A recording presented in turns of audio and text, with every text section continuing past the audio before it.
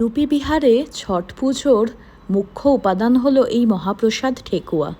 মনে পড়ে ছোটবেলায় আমি অপেক্ষায় থাকতাম কখন ছট পুজোর মহাপ্রসাদ ঘরে আসবে।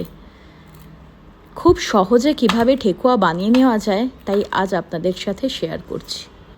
আমি কিছু ড্রাই ফ্রুটস নিয়েছিলাম আর আটা সুজি নিয়েছিলাম 3:1 রেশিওতে, মানে 3 কাপ আটা আর 1 কাপ সুজি।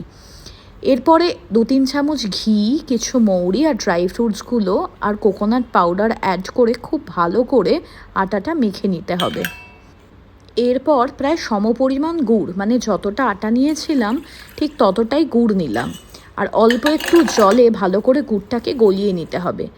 আমি এই আটাটা মাখবো কিন্তু সম্পূর্ণ গুড় দিয়ে, কোনো রকম চিনি বা জল আমি কিন্তু এতে ইউজ করি না। খুব শক্ত করে আটাটা মেখে নিতে হবে, না হলে কিন্তু ঠেকুয়া ভালো হবে না। আর আমার বাড়িতে কোনো ছাঁচ ছিল না, তাই আমি খুন্তির পেছন দিয়েই একটু ডিজাইন করে নিয়েছিলাম। এভাবে সবকটি ঠেকুয়া খুব ভালো করে গড়ে নিয়ে কড়াইতে সাদা তেল আর ঘি গরম করে একে একে ঠেকুয়াগুলোকে ভেজে নিতে হবে। লো টু মিডিয়াম আঁচেই ভাজতে হবে, তাহলে বাইরেটা খুব সুন্দর মুচমুচে হবে।